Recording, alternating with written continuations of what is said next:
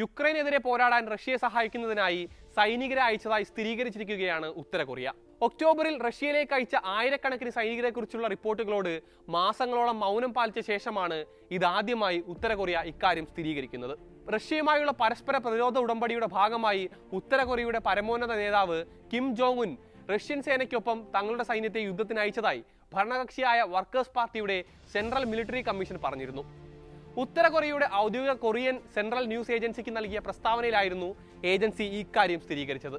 Ukrainian നവനാസി അധിനിവേശക്കാരെ ഉന്മൂലനം ചെയ്യാനും തുടച്ചു നീക്കാനും റഷ്യൻ സായുധ സേനയുമായി സഹകരിച്ച് കുർസ് പ്രദേശം മോചിപ്പിക്കാനും സൈനികരെ വിന്യസിച്ചിട്ടുണ്ട് എന്ന് കിമ്മിനെ ഉദ്ധരിച്ച് KCNA റിപ്പോർട്ട് ചെയ്യുന്നു. കഴിഞ്ഞ വർഷം പുടിനുമായി ഒപ്പുവെച്ച സമഗ്ര നയതന്ത്ര പങ്കാളിത്ത ഉടമ്പടി പ്രകാരമായിരുന്നു നടപടി. റഷ്യയ്ക്കൊപ്പം യുദ്ധത്തിന് പോയ സൈനികരെ വീരന്മാരെന്നാണ് കിം ജോങ് ഉൻ വിശേഷിപ്പിക്കുന്നത്. നീതിക്ക് വേണ്ടി പോരാടിയവരെല്ലാം വീരന്മാരും മാതൃരാജ്യത്തിന്റെ അഭിമാനത്തിന്റെ പ്രതിനിധികളുമാണെന്നും കിം പറയുന്നു. റഷ്യൻ ഫെഡറേഷൻ പോലെ ശക്തമായ ഒരു രാഷ്ട്രവുമായി സഖ്യം സ്ഥാപിക്കുന്നത് ഒരു ബഹുമതിയായി ഉത്തര കൊറിയ കണക്കാക്കുന്നതായും KCNAയുടെ റിപ്പോർട്ടിൽ പറയുന്നുണ്ട്. യുക്രൈനെതിരായി പോരാടിയവരെ ആദരിക്കുന്നതിനായി തലസ്ഥാനമായ പോങ്യാങ്ങിൽ ഉടൻ തന്നെ ഒരു സ്മാരകം നിർമ്മിക്കാൻ കിം പദ്ധതിയിടുന്നുണ്ടെന്നും റിപ്പോർട്ടുണ്ട്. കുർസ് മേഖല തിരിച്ചുപിടിക്കാൻ ഉത്തര കൊറിയൻ സൈന്യം സഹായിച്ചുവെന്ന് റഷ്യ സ്ഥിരീകരിച്ചതിന് പിന്നാലെയാണ് ഉത്തര കൊറിയയുടെ പ്രതികരണം കൂടി വരുന്നത്. ഉത്തര കൊറിയയുടെ സഹായം റഷ്യ സ്വീകരിക്കുന്നതായി സെലൻസ്കിയും ദക്ഷിണ കൊറിയയും നേരത്തെ ആരോപിച്ചിരുന്നെങ്കിലും ഇക്കാര്യം പരസ്യമായി ഇരു രാജ്യങ്ങളും സ്ഥിരീകരിച്ചിരുന്നില്ല. വ്ളാദിമിർ പുടിന് റഷ്യൻ ജനറൽ സ്റ്റാഫ് മേധാവി വലേരി ജെറാസിമോ സമർപ്പിച്ച റിപ്പോർട്ടിലാണ് ഉത്തര കൊറിയൻ ബന്ധം റഷ്യ സ്ഥിരീകരിച്ചിരുന്നത്. യുക്രൈൻ സൈന്യത്തെ കീഴടക്കുന്നതിൽ ഉത്തര കൊറിയൻ സൈന്യം റഷ്യയ്ക്ക് ഗണ്യമായ സഹായം നൽകി.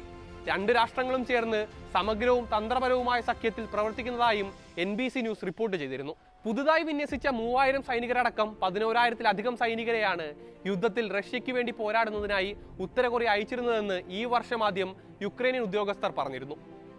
കവചിത വാഹനങ്ങളുടെ അഭാവവും ഡ്രോൺ യുദ്ധത്തിൽ വലിയ പരിചയമില്ലാത്തതും കാരണം ഉത്തര കൊറിയക്കാർക്ക് യുദ്ധത്തിന്റെ തുടക്കത്തിൽ തന്നെ വലിയ നാശനഷ്ടങ്ങൾ സംഭവിച്ചിരുന്നു.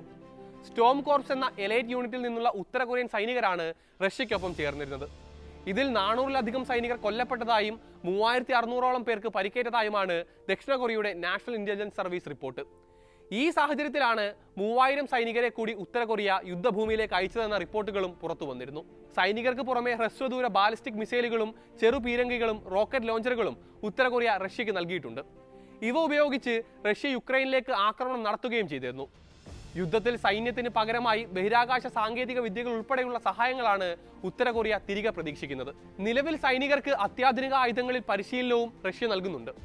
ഇതിനു പുറമെ നോർത്ത് കൊറിയയ്ക്ക് കൽക്കരി, ഭക്ഷണം, ആവശ്യ മരുന്നുകൾ എന്നിവയും റഷ്യ നൽകി പോരുന്നു. കഴിഞ്ഞ നവംബർ മുതലാണ് റഷ്യയിൽ നിന്ന് യുക്രൈൻ പിടിച്ചെടുത്ത കുർസ് പ്രദേശങ്ങളിലേക്ക് നോർത്ത് കൊറിയൻ സൈനികരെ വിന്യസിച്ചു തുടങ്ങിയത്. എന്നാൽ യുക്രൈന്റെ തിരിച്ചടിയിൽ വലിയ ആൾനാശം നേരിട്ടതോടെ ഇവരെ പിൻവലിക്കുകയായിരുന്നു. യുക്രൈൻ സൈനികർ പിടികൂടിയാൽ സ്വയം ഗ്രനേഡ് പൊട്ടിച്ച് ജീവനെടുക്കുന്ന ശൈലിയാണ് ഉത്തര കൊറിയൻ സൈനികർ പിന്തുടർന്നതെന്ന വാർത്തകളും നേരത്തെ റിപ്പോർട്ട് ചെയ്യപ്പെട്ടിരുന്നു.